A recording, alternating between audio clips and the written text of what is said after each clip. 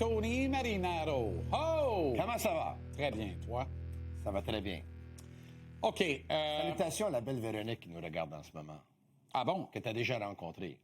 Je sais pas. Ah non? À quel Mais endroit? c'est la femme de Joe. As-tu Ah, jamais Joe, rencontré? qui était avec Ah oui. nous la semaine dernière. Ton ami. Ben, mon cousin, qui n'est pas vraiment mon cousin, mais Ah oui, ben, c'est mon cousin. ça. C'est ça. Bon, ben voilà. OK. Jacob de Berge devant le filet, c'est le seul changement. Ça veut dire que et Blais, et Struble, et Veleno sont laissés de côté, encore une fois, ce soir. Donc, même si le baron a défendu Blais hier, puis moi, j'ai défendu le paisano, Oui. Joe Veleno, évidemment, on nous écoute pas, on nous regarde est pas, bien on peu s'en dans fout de l'équation. ce qu'on dit. C'est Ouais. ça. Mais qui défend Jaden Struble? Oh, oui. Personne. Moi, je vais dire ça. Je sais que Joe Veleno, des joueurs comme lui, il y en a dans la Ligue nationale. Puis c'est pas un drame qui est pas dans la formation ce soir. Mais moi, j'avais dit, il y a un couple de mois de ça, j'ai dit, Joe, si tu mets l'ego de côté et tu oublies le joueur d'exception que tu as été à 15 ans, et tu dis, je regarde Jake Evans, lui qui a déjà été repêché en 7e ronde, qui évidemment a une prolongation de contrat de 4 ans l'an passé, et tu dis, je suis Joe Veleno, j'ai déjà été repêché en première ronde, j'ai du talent, ça tout le monde le sait que j'ai du talent. Je suis 4 ans et demi plus jeune que Jake Evans, je gagne moins cher. Si je peux gagner des mises en jeu, jouer responsable, tuer des punitions, je pourrais prolonger ma carrière dans la Ligue nationale. Je pense que le message a passé, je pense qu'il essaie de faire ça. Moi, je pense qu'il va revenir dans la formation. Je ne souhaite pas l'échange de personne, parce que je pense que si Jake Evans, ils l'ont prolongé, il est dans leur plan. Mais je pense que Joe, il n'a rien envie à Jake Evans. Là. Il pourrait certainement être un Jake Evans. Là. Il est 4 ans et demi plus jeune. Là. En fait, Tony, il n'y avait aucun doute que Evans était dans les plans de l'organisation au moment où on lui a accordé cette prolongation de contrat-là. Aucun doute. Par contre, on a donné un contrat à Joe Veleno cet été, puis on a acquis Philippe Danault. Oui. Ça veut dire que on a peut-être été au bout de Jake Evans en se disant... Peut-être. Ben nous, l'évaluation qu'on en fait en sorte que tôt ou tard, on est à l'étroit avec lui. Peut-être. On a pris le vétéran Danault, qui de toute façon ne re-signera pas, va terminer sa carrière ici vraisemblablement à la fin de la prochaine saison, ou ira peut-être jouer une saison ou deux ailleurs. On a le jeune Veleno. On a quand même Owen Beck qui se profile, qui nous a montré des belles choses cette année-là. Owen Beck a montré qu'éventuellement, il pourrait jouer dans la Ligue nationale. Je pense que oui. Moi, c'est un j'en suis candidat convaincu. à être un centre comme Florian Jacquet sur le 4e trio. Oui. Fait qu'on en a plus que pas assez. Moi, je pense que l'acquisition de Danault pousse vers la sortie de Jake Evans. Maintenant, qui est preneur? Si on n'est pas capable d'impliquer Jake Evans dans une transaction plus structurante d'ici le 6 mars prochain, c'est un candidat logique à changer d'adresse à la prochaine séance de sélection. Parce que rappelle-toi que le Canadien n'en voulait pas tant que ça. Hein. Le Canadien s'est pas étiré bien loin pour le retenir. Puis c'est Jake Evans lui-même qui, à un moment donné, a dit « Wait, je veux pas partir. Je vais prendre ce que vous m'offrez puis je reste ici. » En tout cas, écoute, on parle de transactions depuis longtemps. Il y a trop de joueurs ici. Ben oui. Quelque chose doit se passer. Ben c'est parce que c'est pas gérable pour Martin. Tu comprends? Ça devient embêtant pour le coach. Mais le coach, là, il fait face à tous ces gars-là quotidiennement. C'est pas dangereux dans le cas d'un Blais. C'est pas dangereux dans le cas de Veleno. C'est même pas dangereux dans le cas de Struble. Mais quand Texier était prêt à revenir, puis pendant 2 matchs, il regardait ça d'en haut, c'est un petit peu plus dangereux. Patrick Laine vient pas me dire que c'est pas malaisant actuellement. Là. Il est prêt à jouer, lui, là. C'est malaisant. Ben, c'est malaisant pour le coach. C'est le coach qui doit diriger ça. Puis c'est malaisant, au moins que lui, c'est déjà quelque chose. Peut-être, mais Laine, tu sais... Ça fait 2 semaines, plus que 2 semaines, que Patrick Laine patine avec l'équipe, puis patine avec un chandail, avec contact. Exact. Et là, il rentre pas dans la formation. Puis quand il rentrait pas dans la formation contre les Sabres, puis contre les Bruins, on disait, on comprend, c'est un match de 4 points. Là, tu joues contre des équipes de l'Ouest, puis il n'y en a même pas question.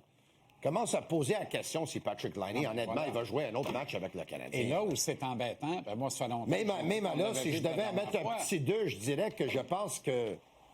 Si je devais mettre un petit 2, je dirais que je pense que c'est terminé. C'est...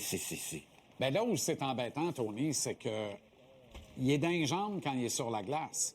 Mais tout ce qui est hors glace, il fait partie du groupe.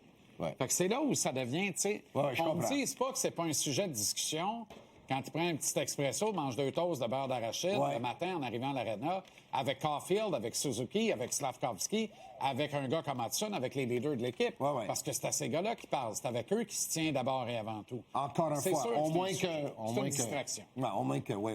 C'est évidemment, ça aide pas, là. Si David Reinbacher n'avait pas été blessé, est-ce qu'on l'aurait rappelé? Est-ce Non. qu'on était sur le point de rappeler Reinbacher de façon, à la limite, là, temporaire pour voir ce qu'il peut nous montrer? Non, je ne pense pas. Je ne pense pas que son jeu avait atteint un niveau proche d'un rappel, puis je ne pense pas qu'il avait fait suffisamment de répétitions pour mériter, pour avoir le rappel. Écoute, ce gars-là, il a manqué du hockey. Les bonnes nouvelles, c'est qu'on se dit que c'est au jour le jour. Pascal Vincent semble assez confiant pour penser qu'il va être de retour.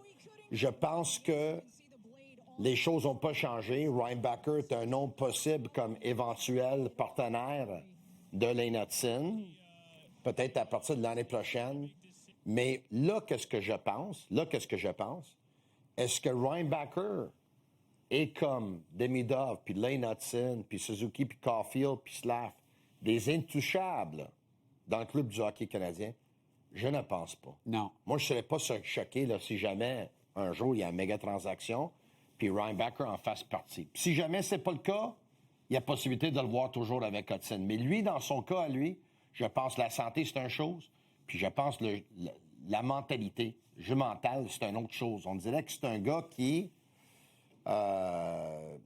il doit être plus de même au lieu d'être trop haut puis trop bas. Et il se doit, tant qu'à moi, là, il y a un retard de développement au niveau de son comportement défensif. C'est un gars qui a un bon flair offensif, il n'y a aucun doute. Son jump est là. Il comprend tout ce qui se passe pour un défenseur à caractère offensif. Je trouve qu'il coupe mal l'espace encore défensivement. Il a du mal à tuer des jeux comme on nous a vendu qu'il était capable de le faire. Je continue de penser que c'est probablement le cas. Mais actuellement, il est en retard sur cet élément de son jeu dans la Ligue américaine. C'est dire comment il est loin d'être à l'heure de la Ligue nationale. Il a les lectures pour le faire. Il a le hockey IQ dont on en parle. Mais les pattes ne suivent pas les babines actuellement, ne suivent pas la tête. Les jambes ne suivent pas la tête. Ouais. Il est en retard d'assignation en défensive. Il doit corriger ça. Non. La game du hockey se joue nord-sud, mais est-ouest pour les défenseurs lorsqu'il est question de défendre. Et il a du mal à défendre dans la portion est-ouest de sa boussole. Ceci étant dit, c'est sûr et certain que le Canadien cherche un défenseur droitier. Là, tout le monde a joué avec Hudson cette saison. Là. C'est pas normal. Là. Tout le monde a joué crois la avec... cible Parayko? Les deux seuls qui n'ont pas joué avec Hudson cette saison, puis c'est toi et moi. Là. Oui, exact. Est-ce que tu crois à la cible Parayko? Est-ce que tu crois que les Blues vont finalement reconstruire? Je crois que ça serait un défenseur idéal pour jouer avec Hudson. Formidable. Est-ce que le Canadien, le reste de son contrat, leur font peur? Bien, j'espère que non. Écoute, c'est un grand Il n'y a défenseur. rien d'épeurant dans le reste du contrat. De Je ce gars-là. pense qu'il a déjà été meilleur, mais évidemment, il y a du bon hockey devant lui. Il a 32 ans, là, il n'y en a pas 38. Là. Exact. OK, je reviens sur Dobèche. On a présenté un tableau intéressant en début de programme ce soir dans la rubrique de Jonathan Bernier au Centre Bell sur les statistiques de Samuel Montembeault et de Jacob Dobèche depuis un certain temps. Je veux qu'on regarde ça ensemble et j'attire ton attention sur la dernière ligne en bas. Depuis le 28 décembre, soit depuis le retour de Laval de Samuel Montembeault, on voit l'affiche, là, Montembeault a subi 3 défaites, Dobèche est invaincu, Montembeault a un meilleur pourcentage d'efficacité et une meilleure moyenne. Regarde, Tony, on a donné 5,67 buts à Dobèche en moyenne, 3,71 à Manté. Excuse-moi, là, c'est 2 buts de plus par match que l'attaque accorde à Jacob Dobèche. Moi, je veux avoir tes lumières. Qu'est-ce que cette statistique-là te dit? Parce qu'on ne peut pas penser que l'équipe joue de la même manière avec l'un et l'autre devant le filet. J'imagine, si on peut laisser le tableau, je pense que c'est important pour que tout le monde le voie pendant une autre seconde de plus. Je pense que si on regarde le tableau, qu'est-ce que tu es en train de nous dire? C'est que finalement, Montembeault n'est pas si pire que ça. ses numéros sont meilleurs que Debèche. Moi, quand je regarde le tableau, tu sais c'est quoi mon interprétation? Que ce soit un ou l'autre, les statistiques ne sont pas assez bons pour être un gardien de but numéro 1 des Canadiens de Montréal. Je m'excuse, là. C'est ça que je pense. Il n'y a aucun doute. Tu sais, c'est pas assez bon, là. Efficacité de 8-8-8 ou 8-3-8 ou bout à lui de 3-10 ou 3-67, là. Tu sais, les Canadiens ont besoin de meilleure performance. Qu'est-ce qui se passe en ce moment? C'est que l'attaque des Canadiens est supérieure à leur problème de gardien de but. Mais dès le moment que l'attaque n'est pas supérieure... On perd la game. Tu sais... On perd le match. L'attaque n'était pas là contre Saint-Louis, l'attaque n'était pas là contre Détroit, puis là, boum, tu perds le match. Sauf que la moyenne de buts alloués, le pourcentage d'efficacité, Tony, sont assujettis au désavantage numérique. Et dans cette phase du jeu, le Canadien est atroce. Fait qu'on le veuille ou non, et est-ce que les gardiens accordent à ce point des mauvais buts? Ils en accordent. Ouais. À ce point, pas tant. Pas tant. T'sais, le problème, c'est qu'on en accorde un par match. Mais malgré tout, ils font d'autres arrêts sur des situations de but quasi assurées. En parlant de désavantages numériques, j'ai pensé à ça aujourd'hui. Moi, évidemment, j'ai pas le luxe d'être aux pratiques durant la semaine parce que j'anime mon podcast quand les Canadiens sont sur la glace. Évidemment, TVA Sport, on a nos journalistes, et Anthony Martineau, il y a Renaud Lavoie, ils s'en vont évidemment à Complexe sportif CN à Brassard, ils nous ont les images. Combien de fois tu as vu Marc Bureau sur la glace avec les joueurs du Canadien cette année? Est-ce qu'il est encore en emploi du club, oui ou non? C'est pas un emploi permanent. Non, j'imagine que c'est un contractuel. On l'a vu avant Noël. Là. Il est venu une fois, oui, mais on l'a vu combien de fois cette année? Là? Un ou deux fois là, cette année? Là? Ouais. Les Canadiens n'ont pas besoin d'aide avec les mises en jeu parce qu'on peut dire qu'est-ce qu'on veut. Marc Bureau, l'an passé, quand les Canadiens ont fait appel à ses services, si je ne me trompe pas, avant parce qu'on avait montré des statistiques ici, avant qu'ils font appel à ses services, c'était 31e sur 32 sur les mises en jeu. Puis là, à la fin de la saison, ils ont fini 13e au total, 6e sur 32 pour les mises en jeu en zone défensive, 9e sur 32 sur les mises en jeu en désavantage numérique. Il y en a un arrêt sur l'avantage numérique qui était 28 sur 32, mais cette année, ils sont 29 sur 32. Mais overall, ils ont passé de 31e à 13e. Maintenant, moi, je suis pas là, je suis pas aux pratiques. J'en ai demandé à des journalistes, est-ce que vous l'avez vu? On l'a vu peut-être à quelques fois à peine. Comment ce gars-là, entre moi et toi, il est pas sur la glace à chaque pratique avec les joueurs du Canadien? Parce que Phil Danault, il a gagné 2 mises en jeu importantes depuis qu'il est ici. Il a aidé le Canadien à procurer 3 points au classement. Exact. La mise en jeu qu'il a gagnée à Tampa, le but glissateur de Slavkovski, la mise en jeu qu'il a gagnée en prolongation à Dallas. Donc ça, c'est des choses. C'est vrai que le désavantage numérique en arrache. Est-ce qu'on fait tout dans notre possible pour avoir un meilleur désavantage numérique? Puis en parlant de unité spéciale... D'ailleurs, Marc n'était pas mauvais en désavantage numérique. Il était fantastique. Il était fantastique. En parlant de unité spéciale, tu as souvent entendu, comme moi, que le numéro magique qui regarde les entraîneurs, puis les DG, puis les exécutifs au niveau hockey, c'est un total de 100. Donc, ton avantage numérique plus ton désavantage numérique doit égaler 100 ou plus. Si tu n'as pas 100, tu es en dessous du seuil de pauvreté. Le Canadien sont à 100,3 cette saison. Depuis le 15 janvier, ils sont 82,4. Hey! Ça, c'est... Tu joues avec le feu, là. Ils sont à 82,4, mais pour une raison. C'est le désavantage numérique. Si tu n'as pas 80 minimum en désavantage numérique, c'est sûr. Et tu n'as pas 20 minimum en avantage numérique, bien, tu es dans le trouble. Tu ne feras pas les séries éliminatoires. Regarde les stats, là. Il y a 2 stats déterminantes de savoir es-tu en série ou pas. Est-ce que ton différentiel est positif ou négatif? Il y a un club par année en moyenne qui entre en série avec un différentiel négatif, puis il se fait sortir en première ronde. Il ne traverse jamais en première ronde.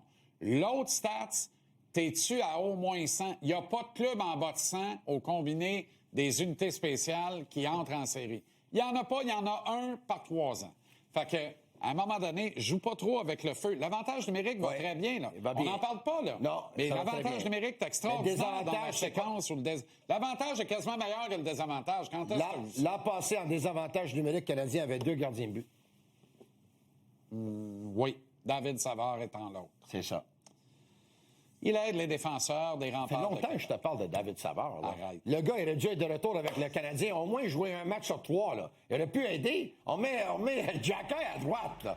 Ça se peut pas, man. Mais tu m'écoutes jamais quand je te parle. Ce gars-là est un bandit. Ça fait longtemps que je t'en parle de David Savard. Ce gars-là est un bandit. Ça, je peux pas. Tout va bien. On a 14 excellentes minutes. Puis il me drop 2 shit pour finir. Il reprend ma stats de l'addition du pourcentage avantage-désavantage, puis il ramène sa vie. Incroyable. Incroyable. Un peu va nous détendre au retour. J'en ai bien besoin.